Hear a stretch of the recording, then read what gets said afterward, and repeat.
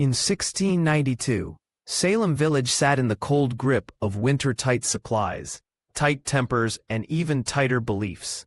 In small places, every disagreement feels bigger because everyone lives inside the same rumor network. Salem wasn't one united town. It was factions, family alliances, property disputes, and old grudges that never fully cooled. When fear arrives, it doesn't land on neutral ground. It lands on fault lines. Reverend Samuel Parris preached a world where spiritual danger hid behind ordinary faces. His sermons didn't create fear from nothing, but they trained Salem to interpret hardship as a sign and neighbors as possible threats. New England had lived through frontier violence and displacement. Refugees and stories of raids carried trauma into Salem's kitchens and churches. A frightened society often looks for an enemy it can actually reach. Disease and sudden death were part of life, but people still demanded explanations. When medicine can't offer certainty, communities often reach for moral answers, because morals feel controllable. Inside Parris's home lived children, servants, and constant scrutiny. In a strict society, a household is a stage. Any strange behavior becomes public, and public attention becomes pressure. Children absorb the adult world's sermons, warnings, and scary stories told on dark nights. When fear is a common language, imagination can become a shared reality. Salem valued certainty, clear rules, clear enemies. Ambiguity felt like danger. This is the kind of environment where accusations can feel like a form of order naming chaos, so it has a face. When Betty Parris and other girls began acting strangely, the adults didn't see a medical mystery first. They saw a spiritual threat. In Salem's logic, odd behavior wasn't just odd, it was suspicious. By early 1692, Salem was dry timber, stressed, divided, and trained to fear the unseen. It didn't take much to ignite it. It only needed a spark and someone to blame. A doctor examined the girls and found no clear physical cause. In a world without explanations, the conclusion fled toward the supernatural. The absence of evidence became proof that the enemy was invisible. Once the word witch entered the conversation, it changed how everyone watched everyone else. Each twitch became a clue. Each rumor became a thread. Fear makes communities interpret normal life like a crime scene. The first named targets were people on the margins, outsiders, servants, the socially vulnerable. Tituba, enslaved and isolated, became an easy container for communal anxiety. In panic, power points downward. Accusers pointed toward Sarah Good and Sarah Osborne, women already disliked or distrusted for reasons unrelated to magic. The trials didn't invent social prejudice. They weaponized it. Old grudges found a new language. Magistrates held examinations in public, turning investigation into performance. The crowd didn't just watch, it reacted, and reactions shaped outcomes. When a courtroom becomes theater, drama competes with truth. Under pressure, Tituba confessed and described a frightening, invisible world. Confessions satisfied the town's hunger for explanation. And once a story exists, people begin searching for ways it could be true. A pattern emerged. Those who confessed were more likely to be spared, at least temporarily, while those who denied could be treated as stubborn enemies. The system rewarded agreement with the accusation. That is how panic scales. The accusing girls weren't acting alone in a vacuum. They were a group in a pressured environment, with attention focused like sunlight through a lens. Group emotion can synchronize and then feel like certainty. Within weeks, Salem shifted from confused concern to formal crisis. Arrests, hearings, and whispers became routine. When extraordinary claims become daily paperwork, the extraordinary starts to feel normal. By spring, accusations had oxygen, attention, authority, and a legal process willing to treat feelings as facts. The spark didn't die. It grew because the town now had a mechanism to keep it burning. The list of the accused grew fast. Neighbors, church members, even people with strong reputations. Accusation became contagious. Each new name made the next name easier to say. Rebecca Nurse was known as a respected older church member. Her accusation shocked Salem, and it proved something critical. No one was safe. Once the panic targets the respected, the whole community feels cornered. Salem's jails filled quickly. Crowded confinement increased stress, rumor, and despair. Perfect fuel for coerced stories. When a system applies pressure, it creates evidence that matches the pressure. Accusers claimed they saw spirits torment them, something only they could perceive. That meant the most powerful evidence was invisible and untestable. Once courts accept the untestable, the accused cannot defend themselves normally. Every old argument, unpaid debt, or awkward comment gained new meaning. Salem began reading daily life backward, as if it had always been a conspiracy. Fear turns memory into a weapon. Confessions began to name other people. That created a chain reaction. To save yourself, you point outward. The system didn't just catch suspects, it produced suspects. Ministers debated what to do. Some urged aggressive spiritual warfare. Others urged caution. But caution is hard to sell when people believe the danger is immediate and invisible. Massachusetts created a special court to handle the growing crisis. That move professionalized the panic. More judges, more sessions, more momentum. Once an institution is built, it wants to justify itself with results. Some refused to cooperate with the court's logic. Giles Corey questioned accusations and demanded fairness. Resistance in a panic looks like guilt to those who need the panic to make sense. By early summer, Salem was caught in its own mechanism. Accusations fed arrests. Arrests fed hearings. Hearings fed fear. The loop kept spinning because stopping it would mean admitting it had been wrong. Trials followed a pattern: accusation, reaction, interpretation. The accused tried to answer, but the process often treated denial as proof of deception. The court structure made conviction easier than doubt. If you deny, you must be hiding. If you stumble, you must be lying. In a panic, normal human behavior gets recast as strategy. That's how innocence becomes difficult to perform. Some tests relied on performance and expectation. If a touch calmed a girl, it meant guilt. These rituals felt like science to the frightened, because they produced a visible outcome, even if the logic was circular. As the docket filled, individual stories blurred into paperwork. When humans become files, empathy weakens. Bureaucracy can accelerate harm by making it feel routine. Ministers were expected to interpret spiritual danger, support the court, and you help the machine. Question it, and you risk being seen as soft on evil. Institutions don't just judge people, they judge dissent. Stories moved faster than facts. A single accusation could travel across town by nightfall and return as everybody knows.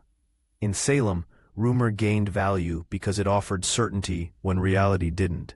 Jurors were ordinary men, living inside the same fear as everyone else. Imagine being told that invisible forces threaten your family, and then being asked to doubt the witnesses. Courage in law requires calm, and Salem had little calm left. A special court implies a special crisis. If the court found no witches, what would that say about the panic? Institutions built for emergency often feel pressure to justify their existence, with results. Each trial taught the next accuser what worked, which claims were rewarded, which emotions were believed. Panic becomes a learned behavior.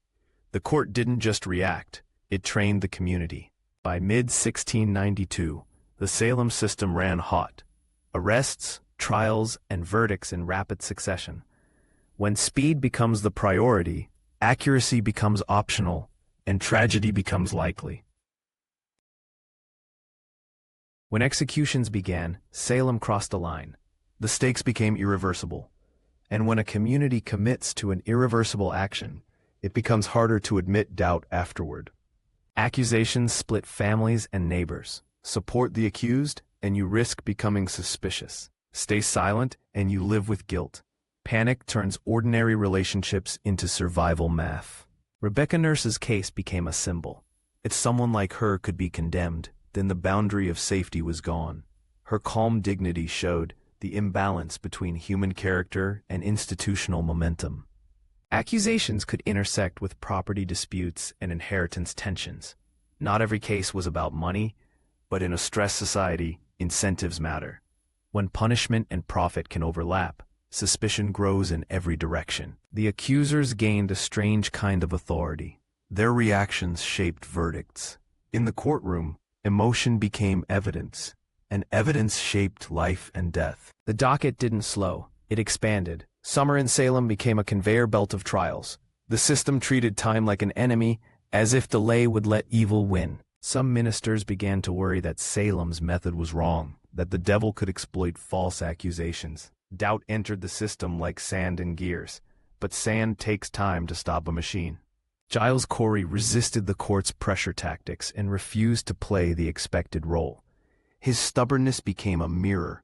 It revealed how the system demanded compliance, not truth. As executions continued, unease spread. Some supporters began to fear the machine they had helped create. Panic can be loyal until it runs out of outsiders and starts looking inward. By late summer, Salem was trapped between two terrors, the fear of witches and the fear of admitting the trials were wrong. That double fear is what makes a moral panic so powerful and so hard to stop.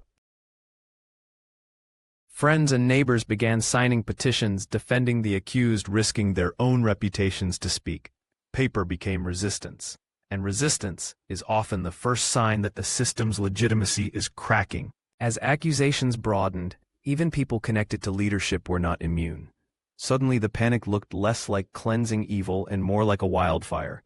That changes how powerful people calculate risk. Clergy debated whether spectral evidence should be trusted. If invisible claims decide verdicts, then anyone can be condemned by imagination. Doubt focused on one question: what counts as proof?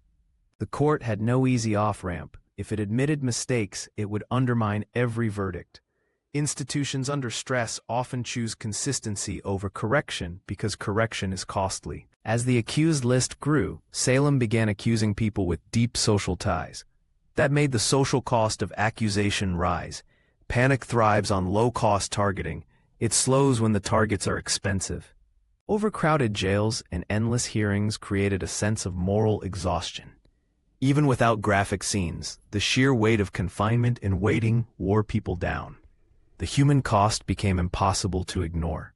Governor Phipps returned to find Salem's crisis at full boil. He faced a classic leadership moment: trust the officials and keep the machine running, or intervene and risk chaos. Stopping a system is itself a decision with consequences. Some ministers publicly opposed the trials, warning that innocent blood might be on the community's hands. That kind of statement is dangerous in a panic. But it can also be catalytic, because it gives doubt a voice. As skepticism grew, the same performances that once looked persuasive began to look questionable. Panic depends on belief being one-directional. Once belief becomes contested, the system loses fuel. By autumn, pressure built toward a decision: continue or stop. The trials didn't collapse because fear vanished. They slowed because authority finally recognized that the costs were becoming unmanageable. Governor Phipps eventually intervened, halting the special court. It was a recognition that the machine had become more dangerous than the threat it claimed to fight. Ending an institution mid-crisis is a bold act of responsibility.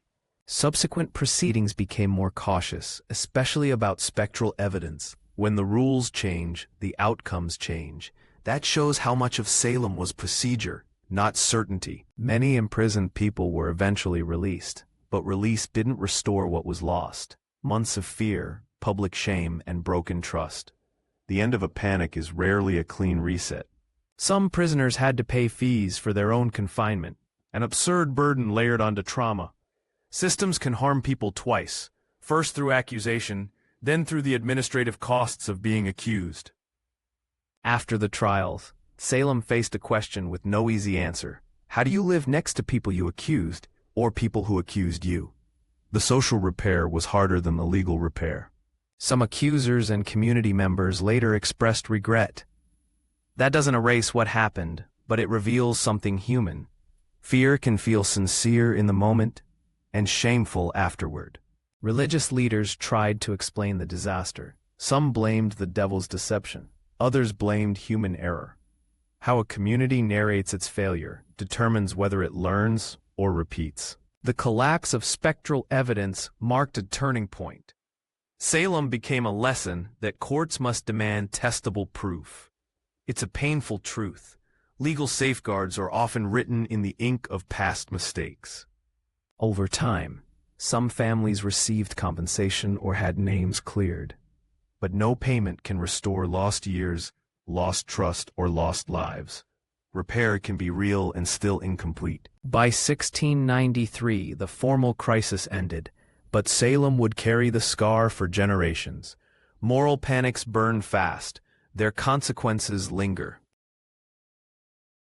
Salem wasn't a sudden madness with one cause. It was a system: stress, fear, faction, and institutions that rewarded accusation. When you understand the incentives, the tragedy becomes more explainable and more preventable. Fear spreads through attention and imitation. When a community watches one person panic, it learns the shape of panic. Once fear becomes social, it becomes self-sustaining. Salem shows why testable evidence matters. If the rules allow invisible claims to decide guilt, then anyone can be condemned by imagination. The boundary between justice and hysteria is often a rulebook. When confession becomes safer than denial, truth becomes irrelevant. People will say whatever the system rewards. That is not a Salem-only problem. It's a universal warning about coercive institutions. Moral panics often begin by targeting outsiders: the poor, the different, the vulnerable. That pattern isn't random. It's how communities reduce complexity by turning fear into a person. It took authority to stop the process and moral courage to admit uncertainty. Leaders often hesitate because stopping a system looks like admitting failure. Salem shows the cost of waiting too long. Over time, Salem became a symbol, a warning word for hysteria. Symbols matter because they carry lessons across centuries. But symbols can also oversimplify, hiding the real mechanisms behind the fear. We still see Salem dynamics wherever rumor outruns verification and institutions reward accusation. The costumes change, but the incentives rhyme. History is useful when it helps us recognize patterns early. Salem eventually sought reconciliation, apologies, reversals, and remembrance. It couldn't undo the harm, but it could acknowledge it. Accountability is a form of repair, even when it arrives late. The Salem Witch Trials show how fear can become a system. Stress and division primed the town. Invisible evidence removed normal defenses, and the court rewarded accusation and confession. The panic didn't end because people stopped being afraid. It ended when leaders changed the rules and broke the incentives. Salem's warning is simple. When institutions treat rumor as proof, fear multiplies until it consumes the community.